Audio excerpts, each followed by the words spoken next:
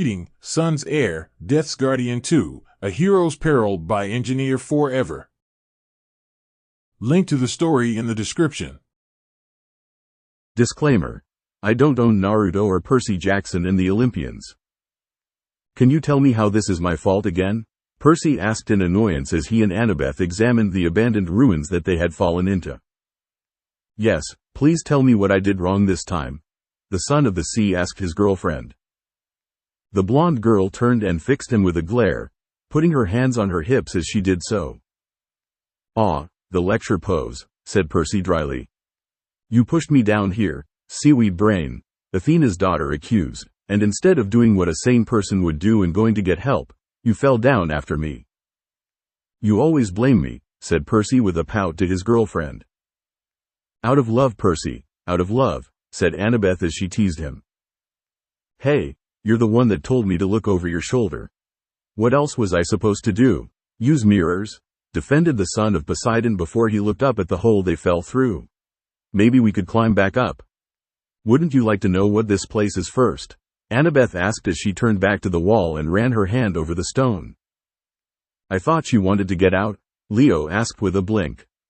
"Nah, Annie would much rather look around," Talia teased, getting her friend to look pink-cheeked. Percy scratched the back of his head while answering, "Not really, no. I'd rather be back at the cabins talking to Tyson." "You did that yesterday, didn't you?" Annabeth asked, still running her fingers over the stone before finding an engraving. "What the gods above?" "Geez, and she said Talia spent too much time around Naruto?" Percy silently joked as he turned and looked at what she found. Carved into the stone was a thick triangle, one that he recognized as the Greek symbol of delta. "Wait, he knows it?" Annabeth asked in disbelief. "Hey. Okay, one that he was forced to recognize after the quest for Artemis by Naruto." Percy shuddered as he tried to repress the thought of studying with Naruto. "Oh, now this I must hear," Athena smiled. The blonde demigod had made good work on teaching Percy everything he should have already had memorized by now, and had joked that if Percy ever had an important test, Naruto would always be willing to help. Percy made sure never to tell his mother about Naruto's miracle teaching method. "Oh, it couldn't have been that bad," Nico said with a roll of his eyes. The constant writing of names to where they belonged in myth history made his hand ache at the memory. Writing it in both Greek and English. "The horror. Baby," was muttered by a few, getting dirty looks from Percy as he huffed and crossed his arms. That was torture, at least to him. "Do you know what this is?" Annabeth asked him. The raven-haired son of Poseidon looked at her with a face that said, "Duh." "Never seen that face before," Annabeth said in an honest tone. "The symbol for delta," he replied easily. The gray-eyed blonde gave him a look of surprise that he wasn't sure if he should have been insulted by or not. No, I feel insulted," said Percy as he continued pouting. "Well, it's that, but more importantly it's the symbol for Daedalus," explained Annabeth as her eyes glistened in excitement. As they would, Annabeth gushed a bit, getting Percy to laugh at her somewhat in her excitement. "Percy, we're inside of the labyrinth." "The labyrinth?" Percy repeated after a moment of thought. "You mean that place that Minos had built for the Minotaur, Pasiphae's son?" "Who are you and what have you done with Percy?" Annabeth asked with false accusation as a smile threatened to break through her joking facade. "I can be smart," said the boy in question, getting some wishy-washy hand motions from the crowd. "Darn it." Percy crossed his arms and frowned at his friend. "I'll have you know, Annabeth Chase, that I do have a brain," retorted the raven-haired teen. "Damn right." Annabeth snorted and stifled a giggle, making Percy scowl at her. He turned and went back to the hole, glaring up at it while mumbling to himself about not being stupid and friends that took jokes too far sometimes. "You people honestly do," the sea child said to them all. Annabeth rolled her eyes and went back to running her hands over the stone. "Oh, come on, Percy. You know I'm just kidding." "You've been hanging out with Talia too much," Percy grumbled. "Or just the right amount," Talia said with a quirked lip. "Aw, shut it," Percy said, grumbling about stupid cousins. As he started to check the wall for loose stones. "Maybe if we pry one loose." The path they were in suddenly shook, causing the two teens to stumble backwards into each other. With a grunt, Percy pushed himself back to his feet before offering Annabeth a hand up. The daughter of Athena immediately went to the wall and pressed her ear against it, ignoring her friend as he caught sight of something beyond her. This is amazing," she quietly exclaimed. Turning to Percy, she waved him over. "Percy, you have to come listen to this. It sounds like something is moving the stones." "Not a something," both Percy and Annabeth stated. Annabeth, something isn't moving the stones," Percy said. Pointing at the still shifting walls in front of them, "the stones are moving themselves." "There it is," said Percy. "Wow, seriously?" Leo asked Annabeth, who nodded. That's so awesome," Annabeth exclaimed, her urge to examine the once-lost maze rising to new levels. "Sure it is," Percy said with a small smile, amused at her excitement, before grabbing the excited girl's shoulder. "Come on, we have to go and tell Chiron about this." But I suppose you're right," the slightly disappointed girl sighed out. "You just wanted to keep it for yourself to figure out," said Talia with a roll of her eyes. The child of wisdom flushed at the truth of it. She turned her head to the hole. "Did you hear that?" Percy strained his ears before recalling something Naruto had taught him. Talia and the D'Angelos, the Big Three's kids trained well together. Who knew? "Who indeed," said Jason. Percy, Nico, and Talia looked at each other and shrugged. They didn't see how it was possible. Taking a deep breath and going to his center, Percy muted out the world around him. "I think that is just taking a forced nap," Hazel said with a smile on her face. Naruto had taught the 4 children of the Big Three how to find their centers in case they felt like they were going to lose control of their abilities. "Wait, we can do that?" Nico asked with a blink, getting rounding blinks from the other Big Three kids. While Percy didn't know what Nico or Bianca's abilities were. "Oh come, how could you not know?" Nico asked as he looked to Percy. "I mean, it's pretty obvious," he exclaimed while using hand gestures. "Oh, forgive this lowly mortal ghost king," Percy said with a roll of his eyes as he rested his chin in his palm. He knew that if either he or Talia lost control of themselves, someone would be in a world of hurt. Currently, Percy felt like he was floating in the ocean. His body had relaxed and faintly he heard someone calling his name. It sounded a lot like, "That's Grover," Percy exclaimed, cupping his mouth and shouting up the hole, "Down here. We're down here." "Wow, that looks like a useful thing," Leo said. Maybe something to train for," said Jason with intrigue written on his face. "Dude, always with the training." A few seconds ticked by and Grover was above them with a tall curly-haired teen with a single blue eye in the center of his face standing behind him. Tyson, the dimmer-than-average teenage Cyclops, smiled down at his half-brother, Percy. "Tyson," Percy said with a smile. "Good to see him in the story."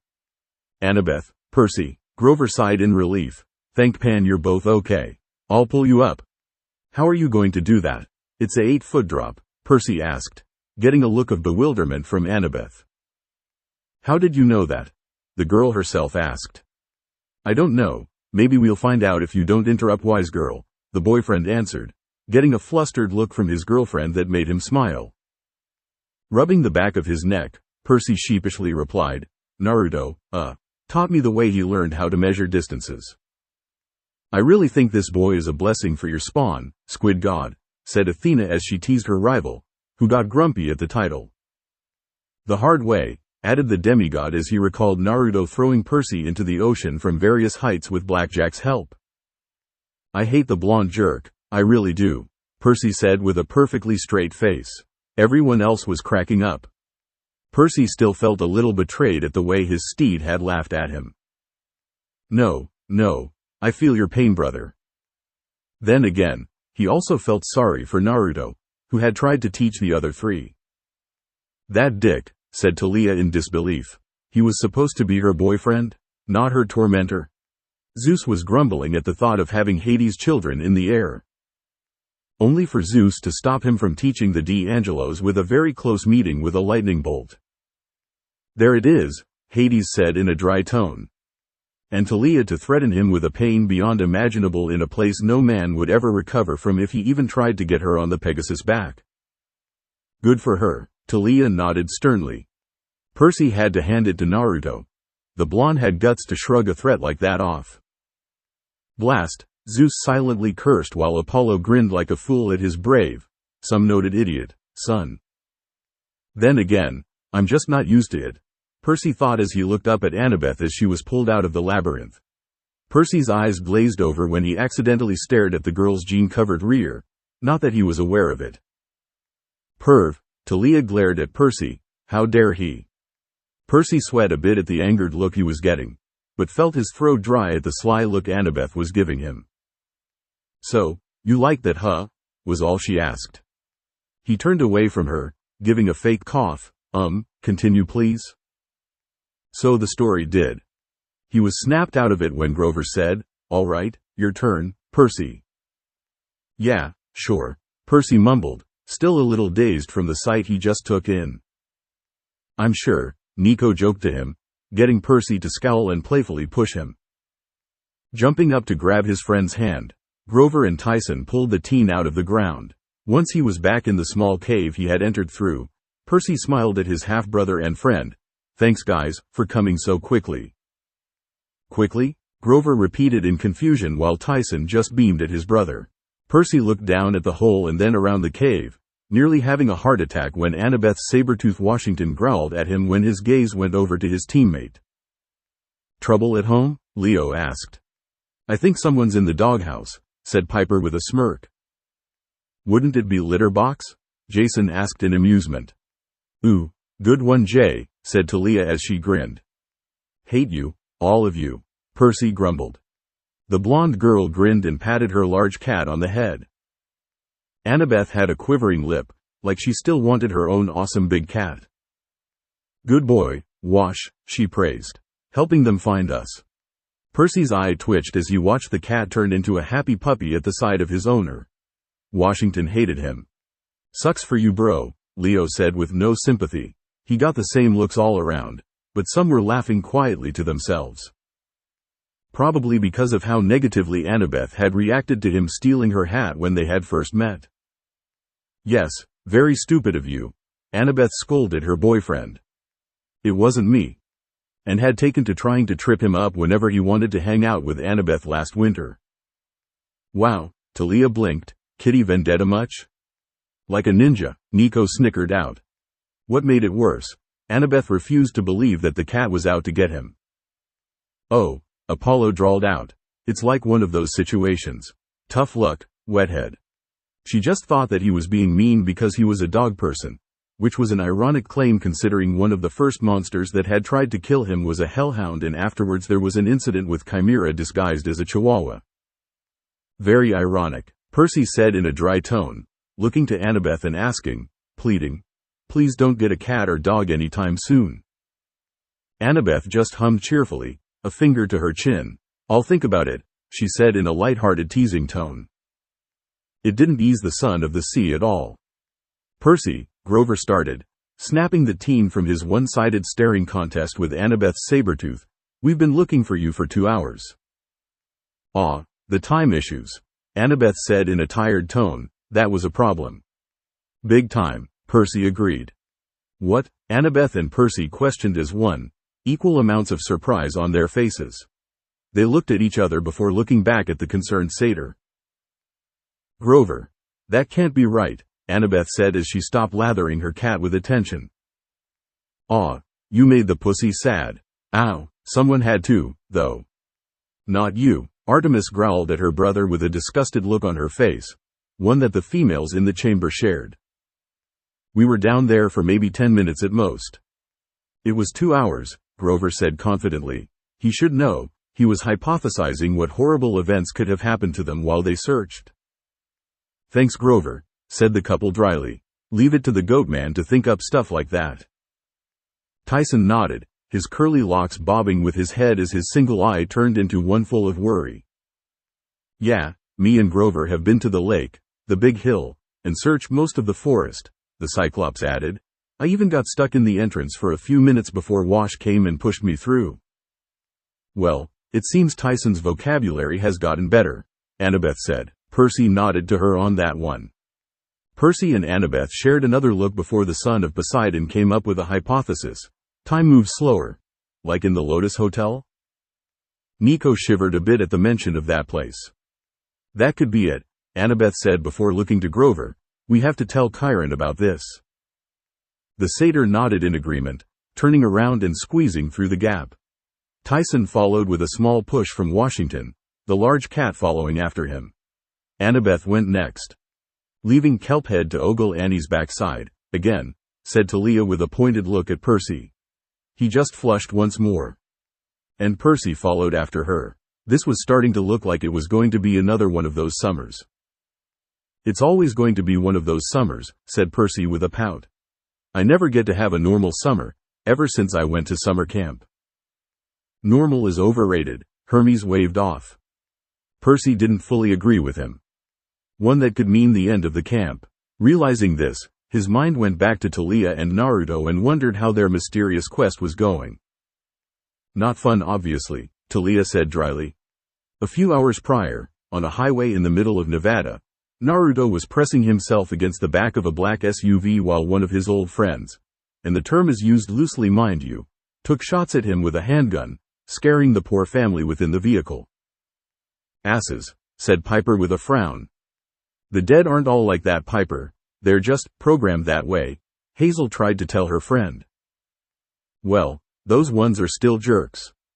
He heard the skeleton step on broken glass in approach and the sound of a clip falling to the ground. This reminds me of that film you and Zeus girl watched, Helios idly commented.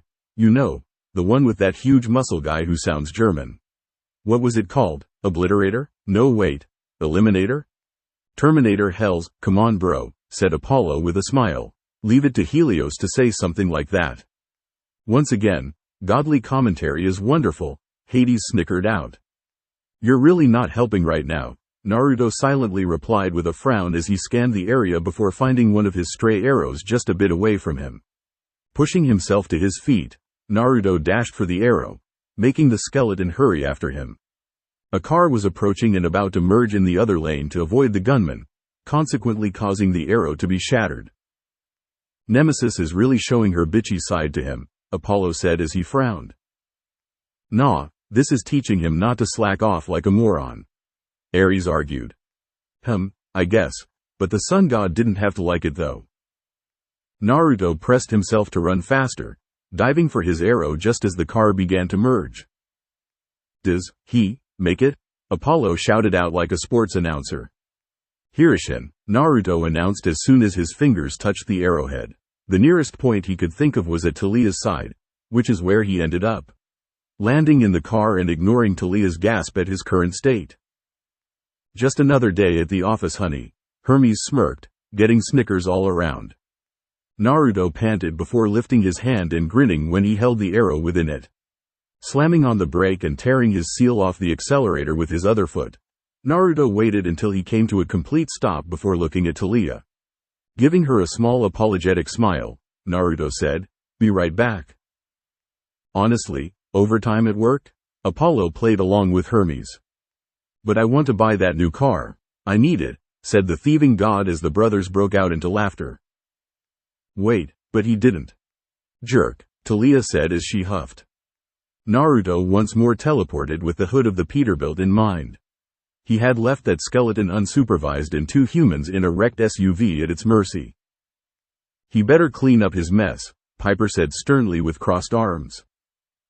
That and he could hear honking horns and gunshots. Reappearing on top of the dreaded Peterbilt, Naruto pulled his bow out and prepared the arrow he had obtained. Flicking the nock, there was a brief hum before the arrowhead whirred and unfolded, turning into a blade-like arrowhead that was about 2 inches in width. That's deadly looking, Frank said, finally. Naruto whistled sharply, gaining the attention of the skeleton, before releasing his arrow. The skeleton's head was severed from its neck and much to his ire the monster didn't dissolve into a pile of dust. You'd think you'd give him some kind of Stygian iron for a situation like this, Poseidon spoke to his dead ruling brother. Hades shrugged. Who knows? Maybe the kid never asked or the god just didn't want to give handouts. It did get hit by a swerving car, though, sending its bones across the interstate. Pick up sticks, anyone? Leo asked with mirth. I could use a new xylophone, Apollo mused with a rub of his chin. Oh, boo, that was cliché, Hades countered to his nephew.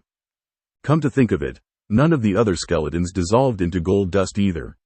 With a twitching eye, Naruto grumbled and asked, what does it take to kill you guys? Nico said with a grin, or Stygian iron. He supplied dutifully. Sighing, he dropped from the hood of the Peterbilt cab, grunting as he landed on the ground. He jogged over to the SUV and knocked on the driver's window, peering in before he asked, hello Tilda? Anyone home? Sorry I hit your car. Wasn't exactly my fault, but you know. At least he's polite about it, said Hestia with a small giggle as she finished reading the line. Still doesn't help we wrecked though, Piper said as she pouted. That had to hurt, despite the airbags. The driver's door opened and after he stepped back, Naruto had to do a double take at who stepped out. His mouth popped open before he dropped his bow, pointing at the man in shock. Holy shit, you're Tristan McLean. He's starstruck Tilda, Apollo sang out with a loony grin. Although concerned for the teen's safety, Tristan couldn't fight down his amusement. Yes, are you Ellery? Oh shit, Naruto said as his eyes widened and his hands went to his head. I just hit Tristan McLean's SUV. His fanbase is going to kill me. He does have a good point, Piper giggled. Okay, this was a somewhat hilarious way to enter the story. I'm just saying that he's starting to drive me up the walls, a displeased Talia said as she sat in the car with her arms crossed, glaring at the empty driver's seat. Around her left wrist was Q in his bracelet mode. Couples consoling already? Aphrodite asked in amusement, with a demon bracelet of all things. The goddess asked further with snickers coming from all around. Oh shut it, Talia pouted. Since she lacked the ability to lend him chakra, he couldn't materialize in his spiritual form. And now he was stuck listening to his partner's chosen mate. No one says that anymore. It's girlfriend, Talia protested with pink cheeks. Everyone rolled their eyes at how fast she defended that one. Someone seemed to be getting into the story, a bit too personally perhaps. Her girlfriend, as the kid insisted, complained about the kid's suicidal, stupid plans. More like crazy with a splash of awesome, Apollo argued strongly. No, if he gets it from you, it's stupid, Artemis attested, getting a whining pout from her archery brother. Wow, you're slow on the uptake, Q commented. Even the demon is getting annoyed, said Heir with a grin, getting her stepdaughter to scowl at her comment. Getting a glare from the daughter of Zeus. Damn right, Talia added her own glare. It's a curse of the Uzumaki to be as crazy as possible when in battle. Of course you would have a lover like that, said Artemis with a sigh. I just know how to pick him Tilda, said Apollo with a smirk. A pregnant Mito, the kid's great-grand cousin or something, once dove headfirst into battle when she heard her beloved husband had been scratched by a kunai. I am loving this woman, Aphrodite smiled widely. Now that was love. While she was pregnant? Artemis asked with a frown. All in the name of love Artemis Tilda, the love goddess stated, getting the goddess of maidens to scowl at her. That could have risked the child greatly. And let's not forget the kid's mother. Talk about a nut job. Now she's a woman I would rather be allied with than against. What was his mom like? Talia asked, fishing for information her secretive boyfriend refused to share. Why? Jason asked, want info before you meet her? He asked with a small smirk. Talia pushed him, hard. Stuff it, Superboy, she answered with pink cheeks. Whenever she asked him about it, he would smile and say that she would eventually find out. Not ominous, whatsoever, Piper said with a chuckle. Agreed, Hazel nodded, grinning a bit. What irked her even more was that she had asked it in front of the D'Angelos and Percy, both of who were given knowing looks from her blonde boyfriend, which meant that they knew something she didn't. And so the jealousy sets in, Annabeth giggled. Oh, no you don't, Q chastised with an audible frown in his voice. The kid will tell you about Kushina in due time. All I will say is that he got his stupid suicidal plans and most of his personality from her. See, Apollo pointed, right there in fine print. He grinned to his sister. He gets it from his mother. Still, you decided to have a child with her, so it is partly your fault. The moon goddess countered. Talia frowned, trying to think of what Naruto's mother looked like. She had to be beautiful. Apollo wouldn't have had a child with someone, even if he was amnesiac, who wasn't. You are amazingly vain like that, Artemis quipped with a frown, getting a sheepish look from her sun god brother. Let alone marry them. Wait, I married her? Apollo asked with an owlish blink. Apollo got married? Asked his siblings in disbelief. Was it the end of the world? Heir looked at Naruto in a whole new light now. This was certainly an interesting development. And even that had to mean she was beautiful. Aphrodite huffed a bit, still remembering the picture. Oh, why couldn't that one be hers, or even a legacy? Was that so much to ask for? She beamed at the thought of Naruto being a legacy through his mother. From what she could get out of the spirit within her boyfriend's weapon, she was feisty and bad at planning in the long term, coming up with crazy battle plans on the fly. Sounds like someone I know, Annabeth grinned at Percy, who flushed a little at the comparison. The raven-haired punk of a demi-goddess growled and closed her eyes in frustration. I'm so sick of thinking about Whisker's past, Talia grumbled to herself. Q chuckled and she shifted a glare down to the gleaming red ruby on her wrist. Great, I'm being mocked by jewelry. Aphrodite just smiled at that one. A black slit appeared across the gem, looking up at her almost gleefully. Then perhaps you should stop thinking about it and just beat the answers out of him, Q suggested. I am liking that demon bracelet a lot right now, Talia said with mild glee. Of course you would, her friends quipped dryly in stereo. Talia's mouth curled up in a smile as she replied, that is tempting. Before Q could say another thing on the subject, her door had been pulled open and Naruto peered in. Unbuckled, Talia was free to jump out of her seat, throwing her arms around his neck and hugging him. Aw, the girls cooed at Talia, who just pouted at their stupid running joke.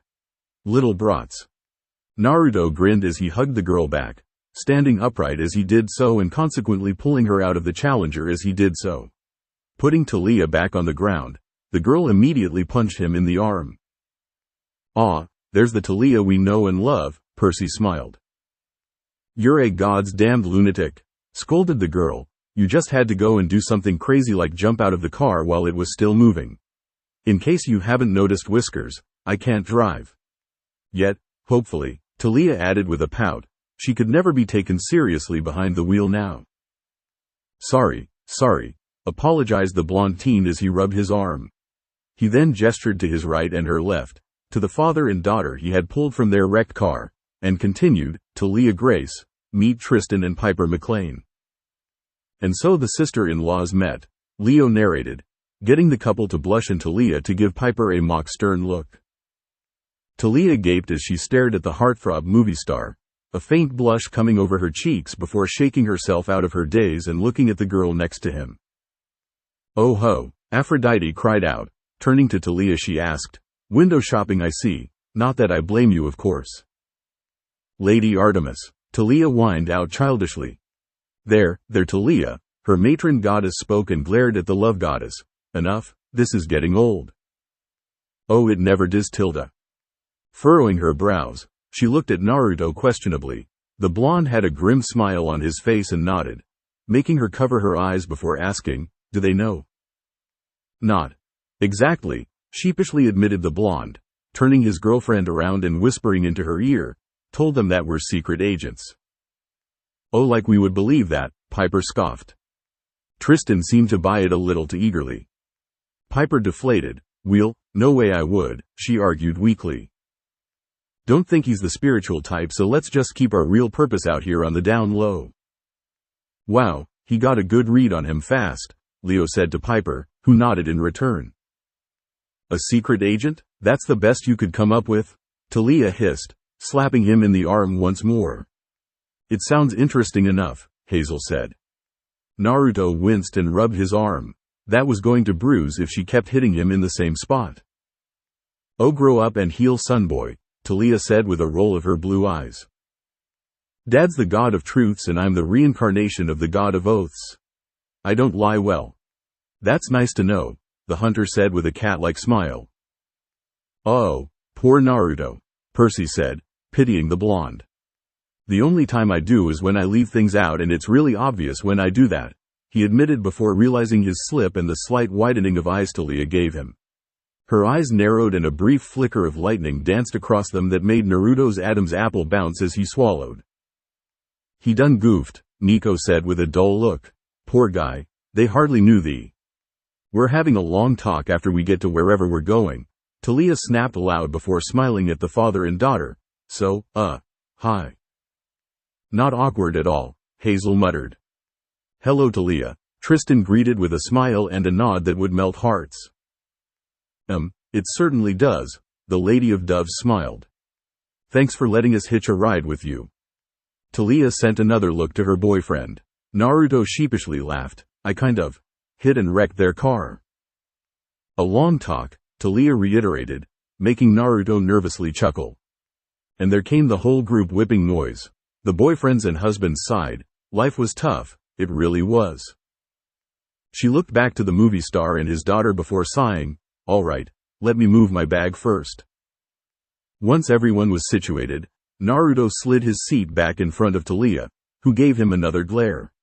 He gave her an apologetic glance, but he and Tristan were too tall to comfortably sit in the back of the sports car. Talia got some looks and she flustered a bit. What, I really like shotgun, she said in defense of herself. Tristan looked at the rear window and his eyes widened when he realized it was shattered. You weren't kidding when you said it was a dangerous job, Tristan mumbled before looking at Piper. You all set, Pipes? Oh, he didn't, the child of love bemoaned and covered her face with her hands. Die-ad, Piper groaned in embarrassment as the handsome blonde. Ooh, watch out Jay, Piper here may be smitten with your sister's boyfriend if you don't run into her soon Tilda, Leo teased the two. Piper frowned with crossed arms. Not funny, Leo, she huffed. Or she may just have a thing for blonde hair and blue-eyed guys. The child of the forge added, getting swatted on the shoulder. And his equally beautiful partner laughed at her nickname. Ah, thanks for the compliment, Pipes, Talia grinned to her brother's girlfriend, who just blushed a little bit.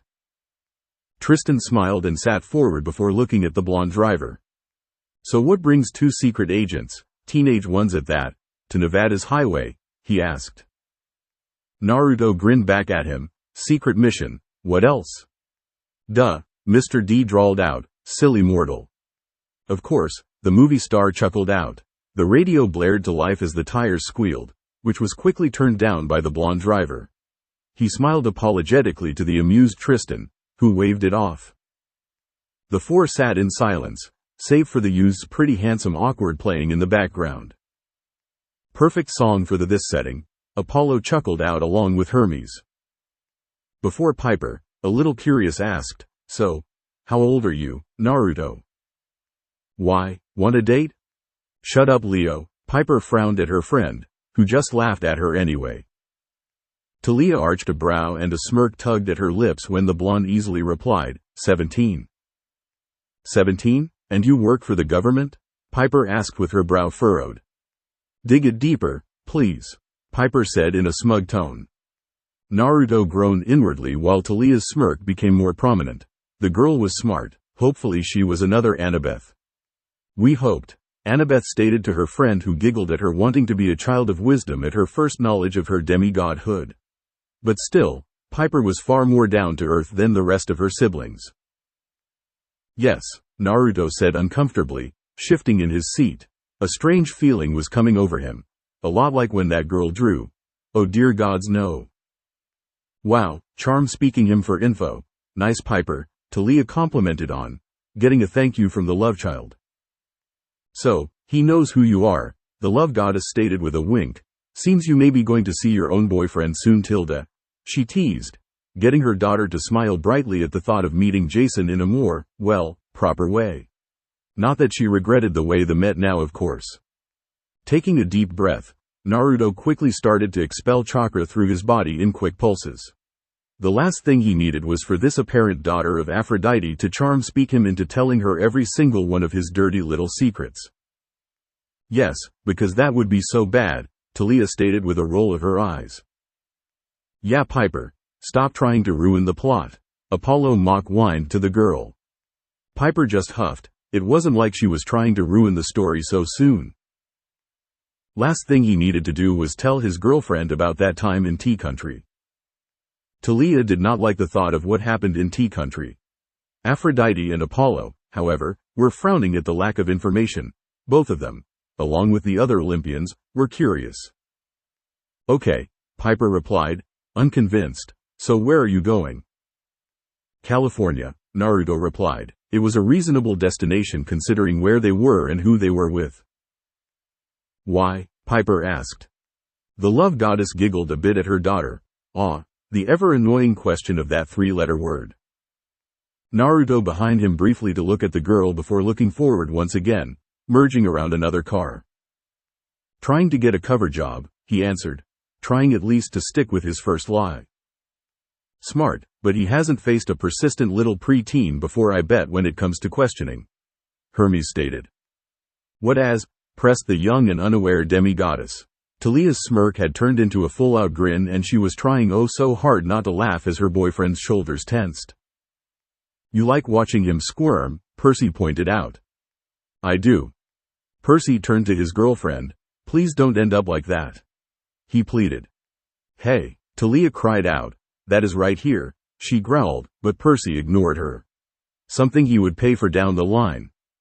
I'll think about it, seaweed brain. A sign of his annoyance at the way the curious girl was trying to pick apart his earlier statements. An actor, Naruto answered, his left hand gripping the wheel tight enough that he was cracking the plastic underneath the leather cover. Wow, Poke the Bear, Hazel said to the child of love, who in turn just shrugged it off. She was a curious child. Thankfully his rescue came in the form of the girl's father. Piper whined, her dad was taking away her fun tilde. An actor? That's not going to be an easy cover, you know, Tristan replied, before adding, unless you have the right connections. Well, a little prayer here or there could help, the god of arts mused. What a shame, Talia added in obviously false disappointment. And he doesn't have any of those. Wow, you are trying to mess with him, Jason said to his sister, who shrugged in return.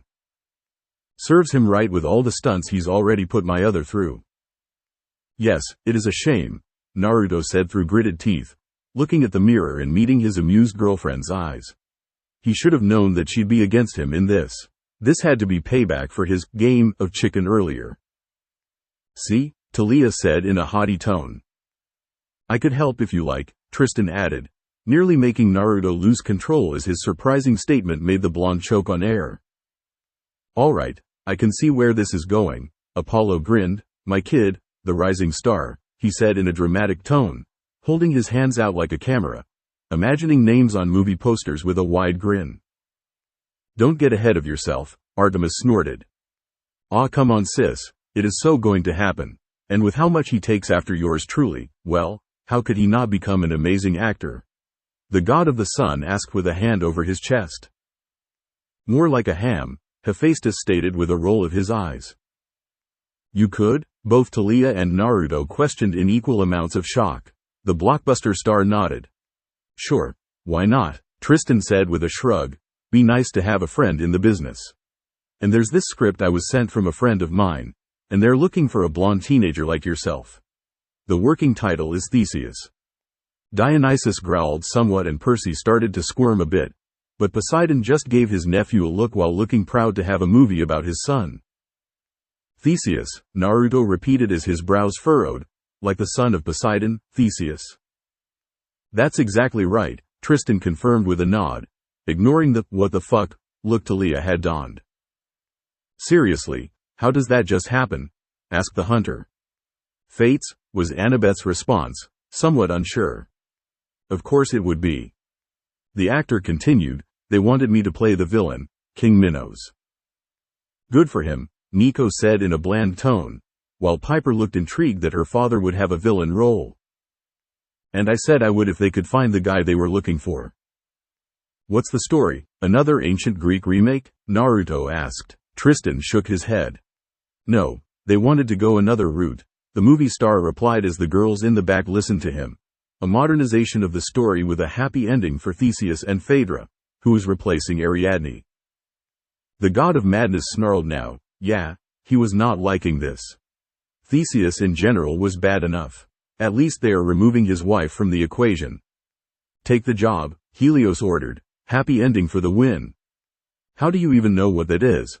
Naruto asked internally while Tristan went into the details of the story. An alternate futuristic utopia ruled by the tyrannical king, Minos, who had a monster and a prison that acted as though it was alive. A young fisherman, Theseus. A position Poseidon seemed to approve of. Maybe he should get Percy involved in that. Would be sent along with 11 others to the prison and would have to survive traps as well as evade the monster. The demigods nodded. It sounded interesting so far. There was a side love story that made Talia's jaw clench. "Ah, someone doesn't like to share," said Annabeth as she teased the hunter. "How would you like Percy having some actress all over him?" Talia asked back, getting Annabeth to zip her lips. "I thought so." Eventually there would be a face-off between the Minotaur and Theseus, and by that time, Naruto was sold. "Alright. So where are auditions taking place?" he asked, not aware of the way Talia was glaring at him. "Jerk, at least ask me first," said the hunter as she pouted, crossing her arms in annoyance. Before what she said caught up to her, and blushed a bit. "Well, they're still in development, but you could drop us off at the producer's office," Tristan said, "Mr. Liar." "Oh, we know who this is," Artemis groaned, palming her face. Hermes snickered, turning to his brother he asked, "Really? That's your cover name?" "What? It sounds simple and still holds flair to it," Apollo argued. "Who's the head of the production company, is a pretty nice guy and actually kicked off my acting career after his brother's wife saw my photo on his desk." Piper turned to her mother in surprise. "Did you really?" She trailed off. The goddess of love winked at her daughter. "I knew he had it in him." Apollo seemed to agree, too. Piper gained a soft smile as she turned back to the story. "Really? What's the production company?" Naruto inquired curiously. Tristan looked to the west with a small smile on his face before he said two words that made Naruto and Talia groan: Sunrise Films. "Even more tasteless," Artemis stated with a look towards her brother. "To appease your ego?" She mocked a bit. "Oh yeah, Tilda," he grinned back. "And it seems I'll be making a cameo, Tilda who da god." "Not you," was the resounding answer from the other gods, getting Apollo's shoulders to slump. Around the time Grover, Tyson and Washington were pulling Percy and Annabeth out of the labyrinth, Naruto was internally groaning as he drove into the parking lot for San Francisco's Sunrise Films production company. Piper had managed to call him out on his secret agent lie, much to Talia's amusement, and so he was forced to tell another half lie. "Nice," said Piper, a grin on her face. "You go girl, show him how vicious a preteen is," said Leo through his snickers, getting laughs from the demigods. He had no idea what the scarred men had wanted from them, which was true.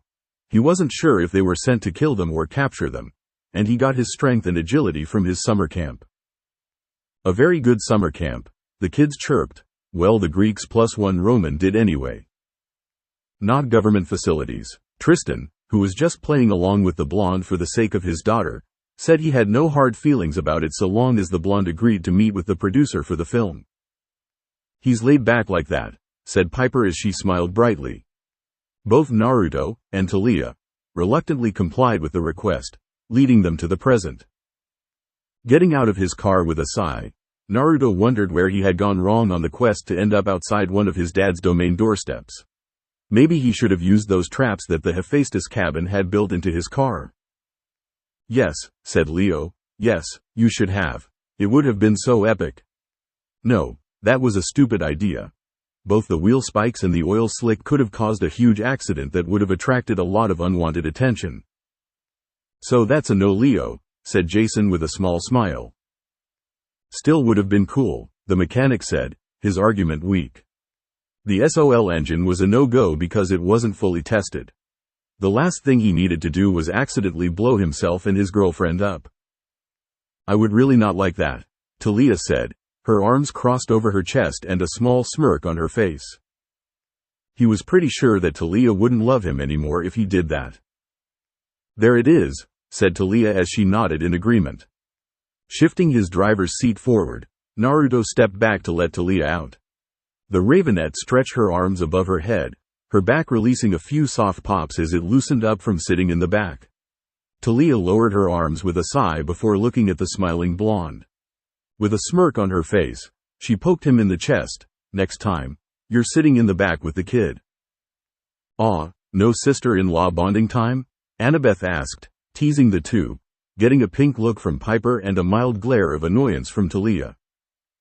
"Oh, am I really?" Naruto asked teasingly before raising his keys up to dangle in front of her. "Which of us is licensed to drive again?" "Burn." "Oh, shut it, hothead," Talia grumbled at Leo's comment. "Which of us could care less?" Talia retorted. "Zing," Talia said, a small smirk on her face. Making a grab for her boyfriend's car keys, Naruto quickly retracted the keys and put them in his pocket, smirking as she gave him a mock pout.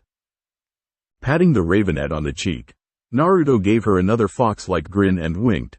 "Just a few more practice sessions with Chiron, babe. Then you can drive to your heart's content." "Yeah, Talia, wait for the permit. No need to ruin his ride, like mine," Apollo said mockingly, getting the Sky Daughter to bristle at the moment of crashing the embodiment of the sun. "Don't call me babe," Talia grumbled with distaste as she swatted his hand away. "Damn right, Blondie," the hunter scowled at the name. Naruto merely laughed and went to the trunk to get the McLean stuff out of his car. The movie star in question was waiting right there with a small amused smile at their interactions, his daughter giggling. "See, your inner drama was always there," the love goddess said as she teased her tomboy daughter, getting pink cheeks from said child. Naruto gave her a half smile and wink before ruffling her hair, getting an annoyed growl from the shorter and younger girl that made him chuckle. "Oh, it seems someone is going to love to annoy you," Hazel said. "Joy," Piper said dryly. It was just what she needed, a hot older guy to tease her for his chuckles. It was the small annoyances he could provide that made him feel alive. "Jerk," the charm speaker pouted. Once he had retrieved the 3 bags from his trunk and gave them out to the respective owners, Naruto and Talia then followed Tristan into the building and went up the elevator to the top of the building to the 27th floor. The hallways were rather expensive in design, not to mention flashy like the god who apparently ran the company. "Typical," Artemis said with a roll of her eyes. "Hey, I got to do business in style," her brother assured most sternly, but that carefree smile on his face didn't help his argument. As they walked past a wall of employee photos, Tristan paused and looked at the moderately larger image in the center. He looked from the photo to Naruto and then back before scratching his head. "Well, that's interesting." "Huh, looks like his cover is blown again. All thanks to Sunspot," Ares snickered. "What is?" Piper asked before following her father's gaze and looking back at the blonde teen following them. She repeated this several times before furrowing her brows and asking Naruto, "I thought you said you didn't have any connections in the business?" "Busted," Nico laughed along with the others. "I don't," Naruto replied as he stared at the picture before he clapped a hand over his eyes and sighed. "I hate him sometimes. I truly, truly do." "No you don't, you love me. I mean, who couldn't?" he asked the group, getting quiet blinks. Apollo folded his arms over his chest and pouted. "You guys suck, seriously." "Do you know Liar?" Tristan asked curiously. "A relative?" "You bet that dimpled smile he is, Tristan," Apollo said as he laughed. Talia, who was smirking at the whole exchange, gave her boyfriend a grin that made him want to cry. "Of course she would have a grin like that," the son of the sea said dryly, looking at his cousin in question. It was her mischievous grin, one that she had gotten during their few months as a couple. "Looks like someone's rubbing off on you," said Apollo with a wink to his hunting half-sister. Talia smirked back at him. She could get behind that. It showed up every now and again when he would tease one of his siblings, usually Lee and his girlfriend Katie Gardner, but sometimes it would show up when the moment was against him. This happened to be one of those times. "Sad for you bro," Leo said with little sympathy. "It's his father actually," the daughter of Zeus said as Naruto hung his head. He really hated admitting that he was related to one of the most notorious womanizers in the universe, sometimes anyway. Apollo sputtered at that. Pops is the one with the #1 title, he objected quickly, getting his father to glare at him. You'd be surprised when that sort of information would come in handy, not that you'd ever want to need it. Naruto was sure if his late sensei or Kakashi ever found out about some of the things his father had taught him, he'd be doomed to a life of pestering from perverts. The women turned to Apollo, disgust in their features as the sun god started to sweat a bit. So what if he taught his kid some awesome things for the bedroom? Other Talia should be thankful when that time came. His mother, on the other hand, would probably try to find a way to slaughter a god out of sheer feminine fury or motherly rage. Loving this woman, I truly am, Heir said with a nod of respect along with the other goddesses. Not something he wanted to happen, and also something he really wanted to try and prevent. Hence, why he kept that sort of information secret. For now, wait till you two hook up, Apollo teased the hunter who blanched at the thought with a bright red face. Artemis punched her brother in the arm for that, getting a yelp of pain from the god of the arts. Really? Piper exclaimed as she stared at the amused older girl and the depressed blonde standing next to her. Honest to gods, that's Whisker's dad, Talia commented before jokingly commenting. Maybe in another life I'd have hooked up with him, instead. Well, you did call him hot, Percy said as he snickered at the flushed hunter who was disgusted by the idea of hooking up with a god. Not a positive relationship. You're hilarious, dryly commented Naruto while his mirthful girlfriend snickered. He sighed and looked at the McLean family's questioning eyes, or rather, distrustful in Piper's case. Like I said, sharpest one I have, said Aphrodite as she smiled proudly. More like the only one, said Athena. Her mocking tone got a pretty glare from her fellow goddess. He and my mom are separated in a way. They're married though, Heir pointed out, unless she divorced him. I could see it happening. You're hilarious, Apollo said with a roll of his eyes as he mockingly clapped his hands. I took mom's name to stay out of the spotlight. And where did Naruto come from? Piper asked. It was then Naruto's turn to grin mischievously, something that Talia took notice of and caused her own smirk to widen slightly. Wow, opened that can of worms, Piper, Hazel said with a mirthful shake of her head. Piper groaned at the phrasing of her question. Well, I'd have thought either your dad or your school would have taught you this already, but since it's come to this I guess I have to step forward. Don't you dare, Piper said, her face red with embarrassment. You see, Piper, when a mommy and a daddy love each other very much they decide to have a baby. So first mommy and daddy take all their clothes off and then climb into bed. Though they could also climb into a car, onto a table, sit on a chair. Naruto's rather humorous answer was cut off by a red-faced Piper. Oh, he got you good on that one, Leo said as he snickered with Nico. Shut up, the love child said while she fumed and crossed her arms angrily. Jason was smiling a bit, thinking it was cute. I know that, the girl exclaimed with a blush while her father laughed along with Talia. Traitor, Piper pouted at her father laughing at her other. Huffing, the embarrassed 13-year-old rephrased her question. Is your name really Naruto? Do you think I would choose a name like that willingly? The blonde retorted with an arched brow. Her argument now invalid from the point he gave. Piper gave a little snort before turning away from the now smirking blonde. Jerk. Feel my pain, Piper, said Percy. Naruto shook his head, smile still in place, before looking at Talia with a grin. The raven-haired girl nodded back, a silent agreement coming between them. We're almost at Liar's office, Tristan said once his daughter had considerably calmed down. I'm sure that the two of you have to find a place to stay, so we should get this all done now. Well, they kinda have a place to go, Jason said, really wanting to see the meeting of his other sister.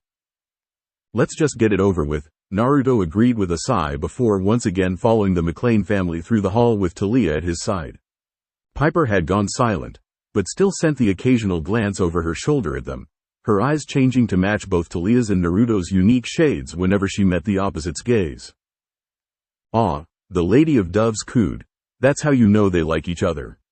She smiled proudly at Piper, who flushed a little at the unique shades for her eyes, especially since one was the same as Jason's.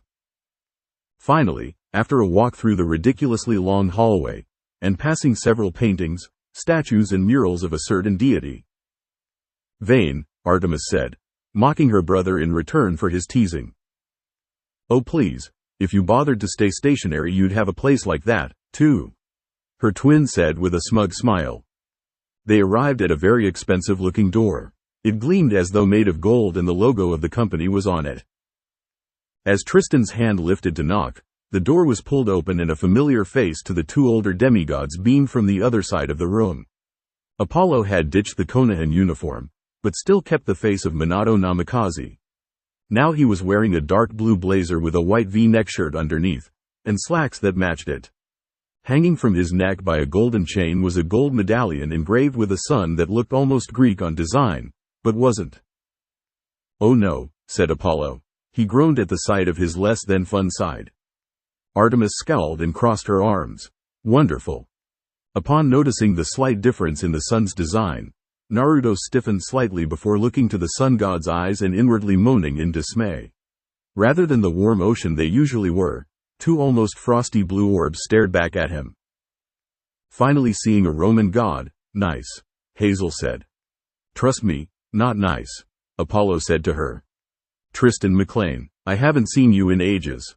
What brings you here?" Apollo asked after briefly glancing at the two following him. The actor smiled and offered a hand, which was taken by the disguised god with a grin. "Just here to tell you that I think I found the right person for Theseus' role," Tristan said. The wine god was grumbling a bit, glaring at Apollo for making a movie about that sea brat. Apollo on the other hand was contemplating on making one. Before gesturing behind him, "And was I surprised when I found out you already knew him?" "Were you?" Apollo asked as his smile strained slightly before relaxing as he reclaimed his hand. He turned to the side and gestured into the office. "Come in and give me a minute. I was just on my way out to check on something."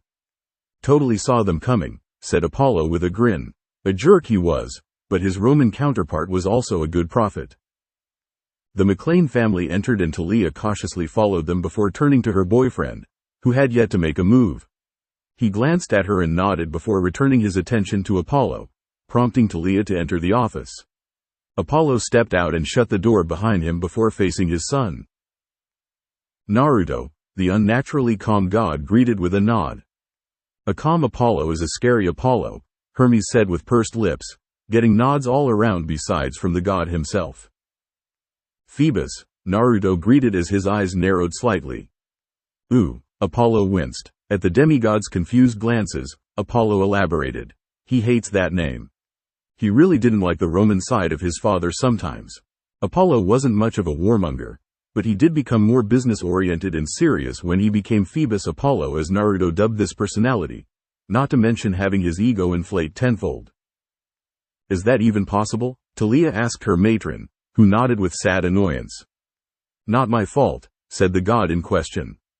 When he had first met Phoebus Apollo, the two had not gotten along well. Mostly because Naruto, as a Greek descendant, was a bit laid back in comparison when it came to just about everything. "Yes, and we know how anal our Roman selves are," Ares grunted, getting some bland looks from the Roman demigods. "Apollo," corrected the god with a frown. "My name is still Apollo." "You're Roman," Naruto commented as his arms crossed. "And you know that some called you Phoebus to differentiate your personas. I'm sure I could convince Diana to call you that if we ever crossed paths." "Well, my other seems to like him. It is possible," Artemis said with a grin to her brother, who blanched at the very thought. "Smartass brat," grumbled the Roman aspect of Apollo with a scowl. "Why are you and Talia here?" "Why else? I have a quest that so happened to bring me to your doorstep," the shorter blonde said before frowning. "And what's wrong with Talia-chan being here? She's my girlfriend, and she insisted on coming, but that's not the point." "I smell tension," Aphrodite smiled viciously. "Whoa, wait a damn second here," the Roman sun god said with a hand raised. He looked back over his shoulder through the glass window to his right at the girl in question before looking back at the teen. "You're still with her?" "What's that supposed to mean?" Talia asked, turning a glare at the Greek aspect of the current god on the scene. Hey, Apollo said with his hands raised. Whatever he says isn't on my neck. My Roman self is a dick and a half. Talia still didn't like where this was going. So what if I am? Naruto asked, already dreading how this conversation was going. What are you doing, kid? Apollo asked him before knocking a few times on his slightly shorter son's head. Hello? You have a goddess waiting for you. Literally. Hecate, Heir said with a small smile at that, taking a side glance at Talia. True, this demigod could do better. After a moment of gaping at his Roman father, Naruto asked, are you talking about Hecate? I'm talking about trivia, yes, Apollo said before grinning suggestively. I don't like that grin, Talia grumbled, not liking this chapter at all now. I feel the same, Talia, trust me, said Artemis as she frowned along with her lieutenant. There's the perks that come with being with her. The sex. Pig, Artemis sneered toward the Roman god. The free-loving, the occasional affair to liven up the bedroom. Hera scowled in disgust along with her stepdaughter. She honestly felt sorry for the boy if he had to deal with this. And then there's the whole immortality thing that comes along with it. Huh, now that would be interesting, Ares said. His other would love that, he bet, fighting a kid like that anytime. Awesome. I sometimes am ashamed of you, admitted the teen, getting a scowl from his father, before he scowled back and replied. And I'm not leaving Talia-chan just because there's a goddess who wants to jump me. At least he's committed to a relationship, Demeter said. Some demigods would jump at that chance. Only the idiots jump to things like that without thinking, like my rancher of a kid, said Ares. He chuckled darkly. Moron. I'm just saying there's more fish out there, the Roman god said. A goddess is just the most beneficial. There's that little Bologna girl, what was her name? Really trying to set up a little girl with a man? Aphrodite huffed. She mulled it over in her head before nodding with a small smile. I can go with that if it adds some drama. Of course you would, Artemis shook her head disbelief. Ray-chan is way too young for me, Naruto argued before adding, physically anyway. She is, very mentally mature, Jason said, getting a questioning raised brow from his girlfriend. I'm just being honest. Piper just huffed at that, turning back to the story. Says the 22-year-old dating a 16-year-old, countered the god with a smirk. Hey, technically I'm 19, the hunter argued with a pout. Yeah, but you still came back as a 15-year-old, the god of prophecy countered playfully, getting a scowl from Talia. At Naruto's growl he continued, well if you're going to be so picky why not go after Cyrene? Who? Asked everyone. Cyrene is like my great-great-great-great-grandniece, exclaimed the blonde before being shushed by Apollo. Only you, Artemis said in distaste, only you would offer up one of your legacies to your son. Hey, back in the day it was a common thing. Who looked over his shoulder at the waiting group of three with a reassuring wave and smile as they looked at him curiously. Turning back to Naruto, Apollo began to lead the blonde away on a walk down the hall. Just taking a father-son stroll, said Hermes with a smirk. Reminds me of Poseidon and Percy before the Titanomachy, always slipping aside to have little chit-chats. The god and child of the sea both grinned slightly. The funny thing about those cabins is technically, none of those kids are related, Apollo explained to his son. Unless they have the same mortal parent. Oh, that is just a twisted idea to put into our heads, Percy said as he blanched along with the rest of the demigods. Well, it is true and it has happened before, Aphrodite said as she shrugged. We share the same godly parents, Naruto growled, we are brothers and sisters. Of course you are, Apollo sarcastically said, every child in the cabin of Mercury, I'm sorry, Hermes, has the same father. Ouch, sting much? Hermes said with a frown to his brother. Like I said, a total dick and a half. That's different, Naruto snapped, brushing the arm off his shoulders and glaring at the Roman. Look, I know that you gods supposedly don't have DNA, but you're made up of something that makes you Apollo and not another mini Zeus or Jupiter or whatever. All of us kids, even the Romans, have that something within us. Cabins don't just represent the parents, they represent our family tree, our family bonds. Ah, said Hestia after reading that passage. She smiled at that, it was such a sweet thing to say. Now you sound like Vesta, Apollo snorted out before continuing tiredly. And Apollo just ruined that sweet feeling, Hestia frowned. The point is that you could have someone you deserve. You're more than a demigod. You are just shy of joining the ranks of immortals. Talia's hackles rose at that. Someone he deserved? What? She was suddenly undeserving? Her feminine pride, hunter or not, took a tiny blow to that. Not if it means leaving behind one of the first friends I made in this world, that you brought me to without asking, by the way. Naruto growled with an accusing finger to his father. Talia had a ghosting smile on her face. Her other was lucky to have a guy like this. She really was. The hunter wondered what that slight pang of jealousy came from. She was happy like this, right? Not to mention that you're suggesting the girl I like, maybe even truly love, is someone I shouldn't be with. He said it. Aphrodite squealed. Oh, the love story is coming to fruition. She clapped excitedly with her sudden fit of giddy giggles. Talia and everyone else closed their hands over their ears at the outburst, but the hunter in question did have a blush on her face. She's beneath you, Apollo argued. What? The hunter shouted in rage with static blue arcs around her. Jason also had a sparking look in his eye.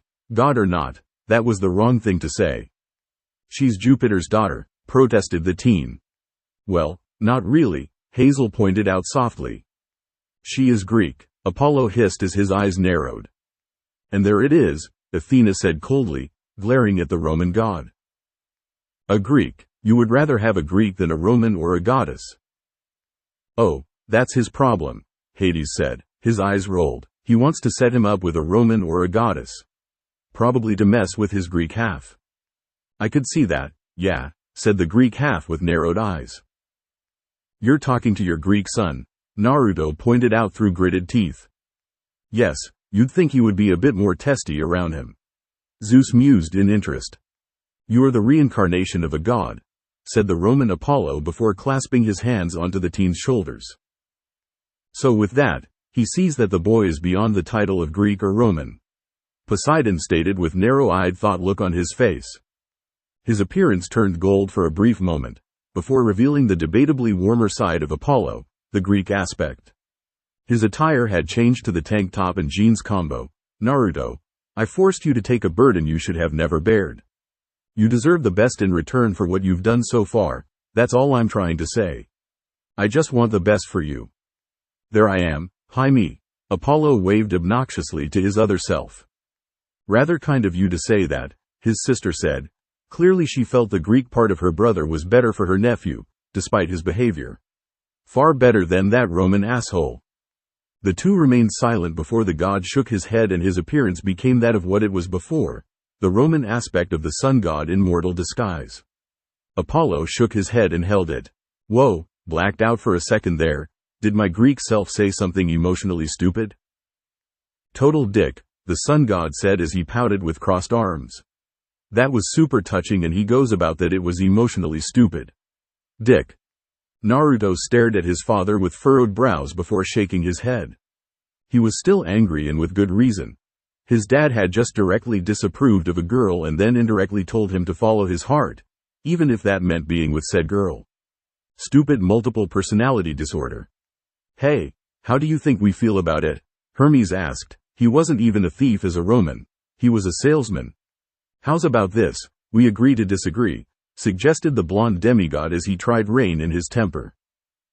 It's the only way to deal with him like this, honestly, said Artemis with a huff and crossed arms.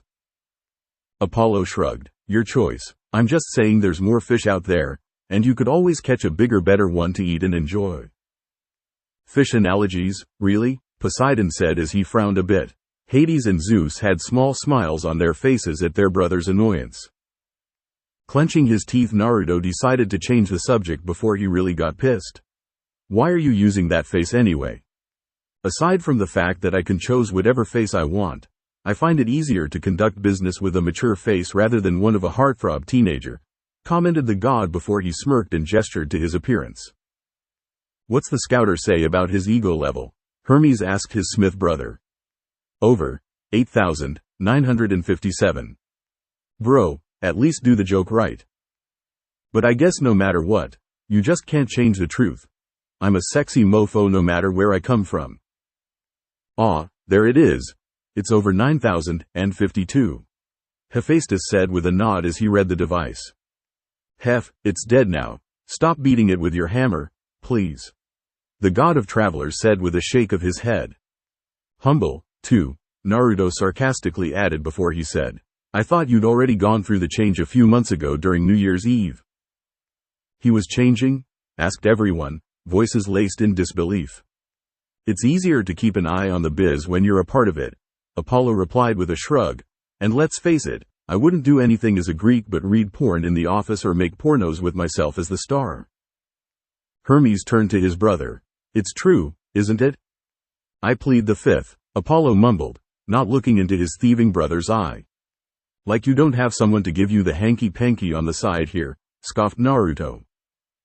And you're married now, Hera said as she frowned at her stepson, whose back straightened somewhat at the reminder. Don't compare me with my other self, Apollo said with a frown. The demigods looked surprised, so he was less womanizing in this form. His grin reappeared as he quickly added, You'll only feel worse about you.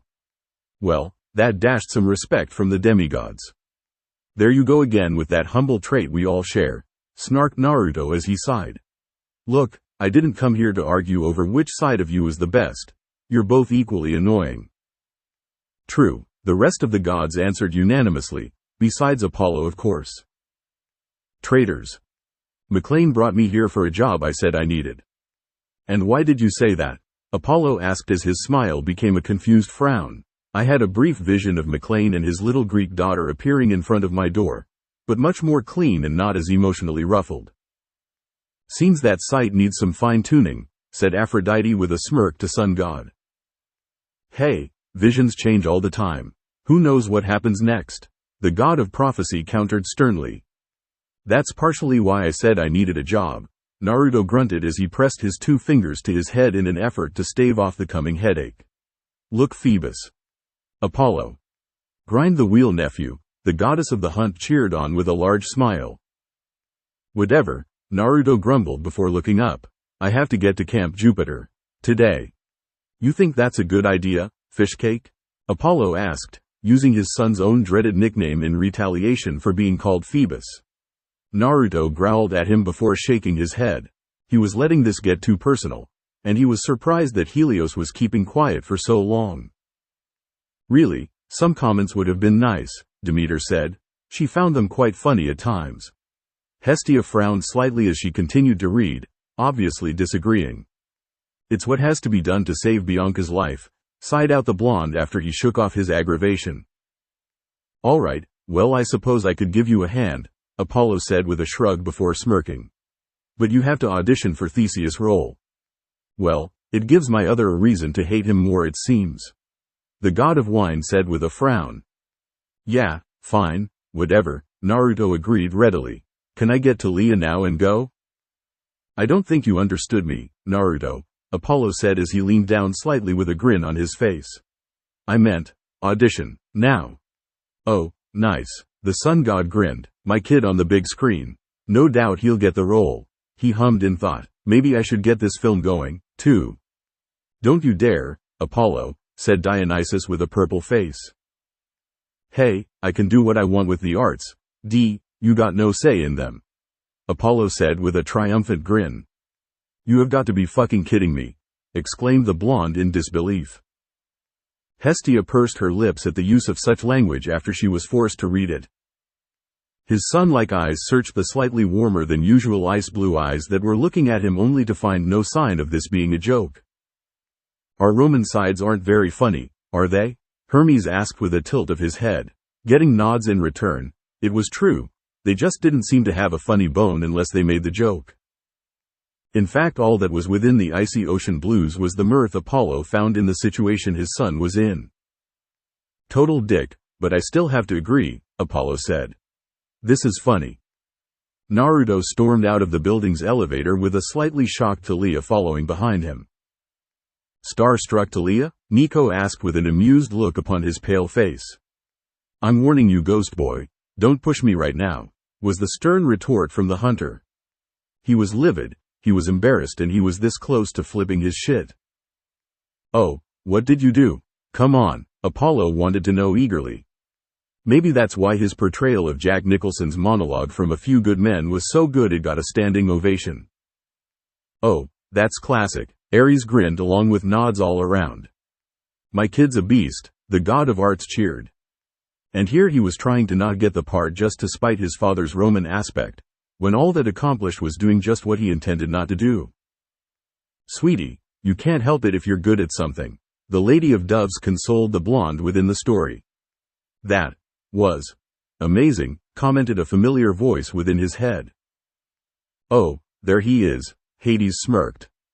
"And where were you?" Naruto all but demanded of Helios. He could see the once faded Greek god appear in front of him with his hands raised, prompting Naruto to stop walking towards his car. Talia stopped before walking into her paused boyfriend and followed his gaze, frowning when she could see nothing. "She wishes she could see double blondes," said Apollo. He grinned wolfishly at getting a sputtering retort from the hunter and a slap from his sister. "Ah, routines, such good comedic reels. Hey, I wasn't about to get us thrown out of what was one of our only chances of legitimately getting into the other camp," Helios defended himself before pointing at his incarnation. "Your attitude didn't help any either." "Yeah, he might have started a spat with Phoebus," Athena said with a smirk at the name.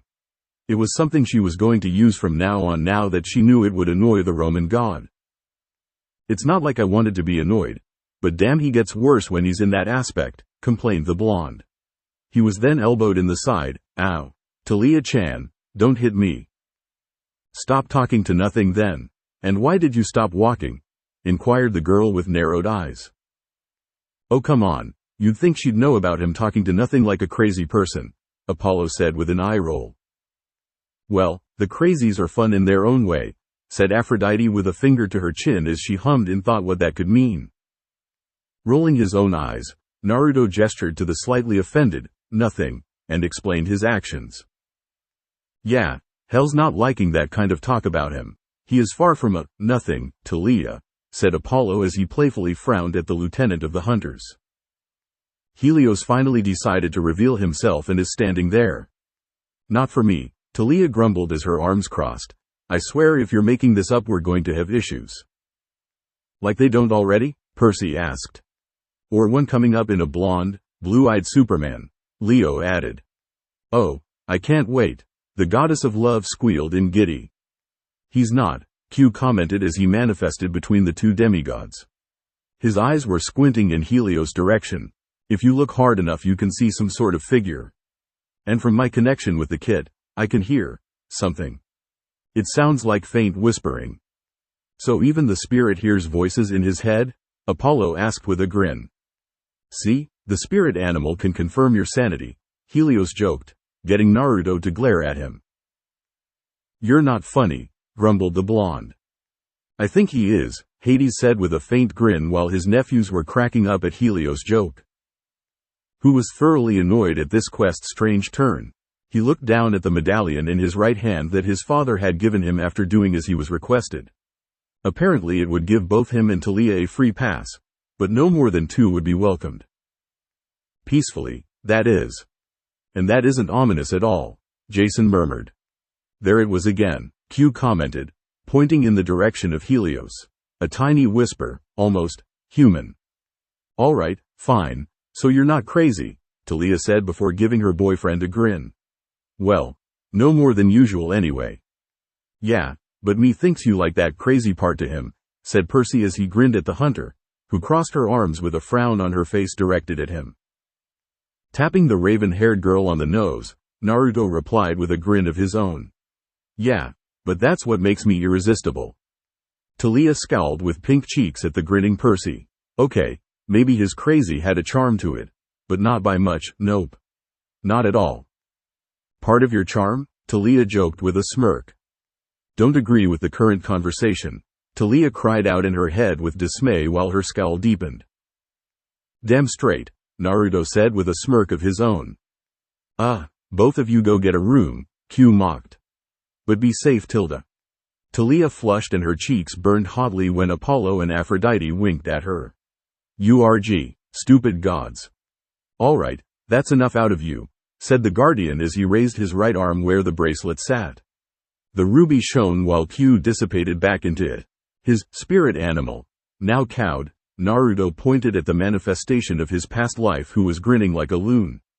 You too. Last thing we need is the security guards wondering why. What are you smiling at? What was that?